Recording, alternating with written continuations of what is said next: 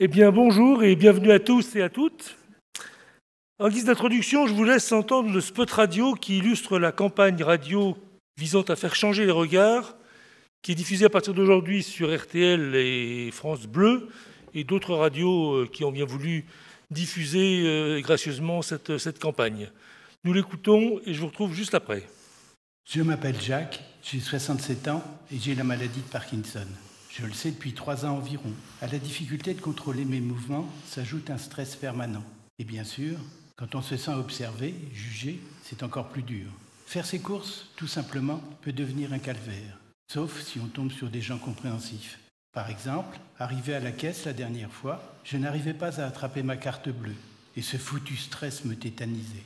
Mais la personne derrière moi m'a dit « Ne vous inquiétez pas, on a tout le temps. C'est juste une phrase, mais ça change la vie. » Pour que le regard des autres cesse d'être une souffrance pour les 200 000 malades, changeons de regard sur Parkinson. Informez-vous sur franceparkinson.fr avec le soutien de la Fondation Roger de Spoelberch.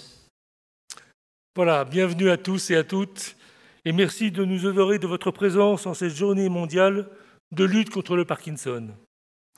Je salue ceux et celles du Canada, en passant par la Martinique et bien d'autres coins du monde, qui nous suivent en direct via notre site internet.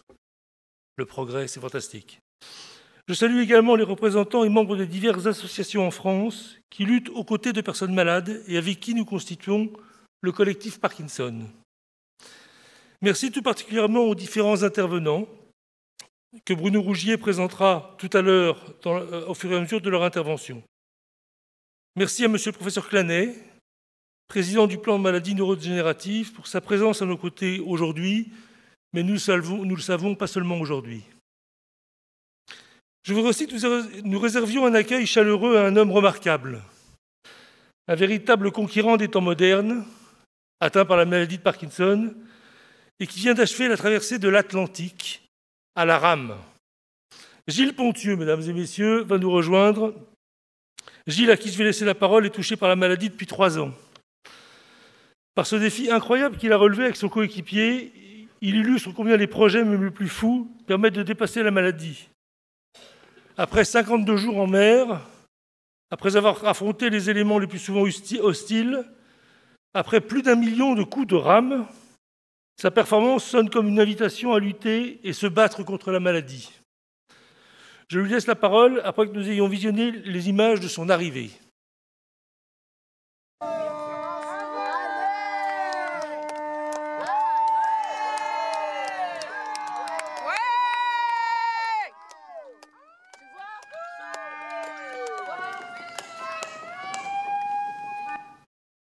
Pour qu'on applaudisse Gilles.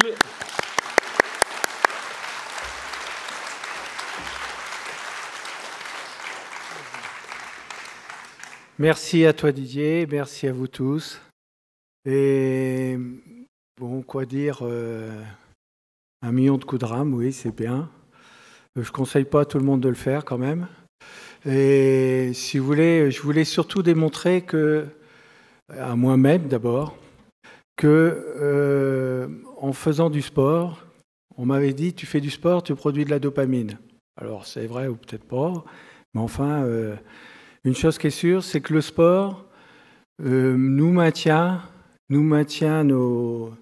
notre souplesse, nous maintient la condition physique, nous maintient le mental, et c'est ça le plus important. Parce que dans une épreuve comme la traversée de l'Atlantique, 70% c'est du mental. Donc, faut rien lâcher. Et quand ma neurologue m'a diagnostiqué et confirmé comment j'étais atteint de la maladie de Parkinson, je lui ai répondu, je lui ai dit, ok, j'ai une nouvelle copine, elle va m'embêter, mais moi je vais l'emmerder. Et donc, excusez-moi les termes, et donc si vous voulez, par l'activité physique, je ne sais pas si c'est propre à ma personne ou quoi, mais depuis 3 ans que je suis sous traitement, je n'ai jamais eu de changement de traitement, ni d'augmentation, ni quoi que ce soit.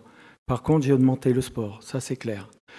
Et donc, je peux que conseiller à tous mes amis parkinsoniens de vous bouger, Alors une fois, sur Internet, j'ai un jeune homme qui m'a écrit. Il m'a dit, t'es gentil, tu nous demandes de bouger, mais on n'arrête pas.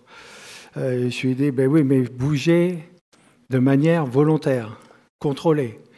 Donc j'incite tout le monde à pas traverser l'Atlantique, sinon ça va faire trop de monde et ça va se bousculer.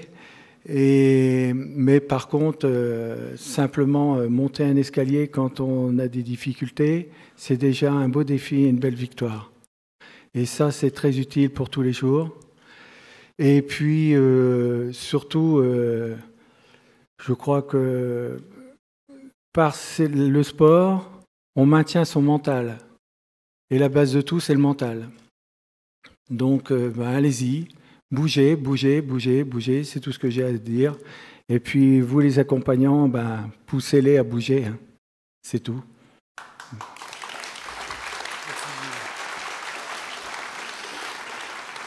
Merci beaucoup, Gilles, pour ce témoignage. Ce que je retiens de ta performance illustre bien ce qu'à France Parkinson, nous voulons faire bouger. Changer de regard sur la maladie et dire au plus grand nombre que la maladie n'est pas la fin de tout. La fin des rêves et des projets, la fin des aventures. Vivre avec Parkinson, c'est bien sûr admettre de vivre avec un handicap qui ne cesse de rétrécir le champ des possibles. Mais c'est opposer aussi à ce mal qui nous ronge des résistances, de l'espérance et des attitudes qui rendent plus douces nos souffrances, plus forts nos dépassements et plus belle la vie. Nous ne sommes pas tous des Gilles Pontieux, et la performance que nous honorons aujourd'hui n'est pas une invitation à faire de nous tous des rameurs. Bien que parfois je me demande si nous ne sommes pas tous un peu en ramant sur le flot tumultueux de la maladie. Pas plus que les médaillés or des Jeux paralympiques nous imposent de devenir des skieurs de descente. Pas plus que Stephen Hawking, célèbre physicien, cloué dans son fauteuil par une maladie de Charcot, nous invite à devenir comme il l'était, mondialement connu. Comme nous le savons, il y a autant d'expressions de la maladie qu'il y a de malades. Ce qui est possible pour l'un ne l'est pas forcément pour l'autre.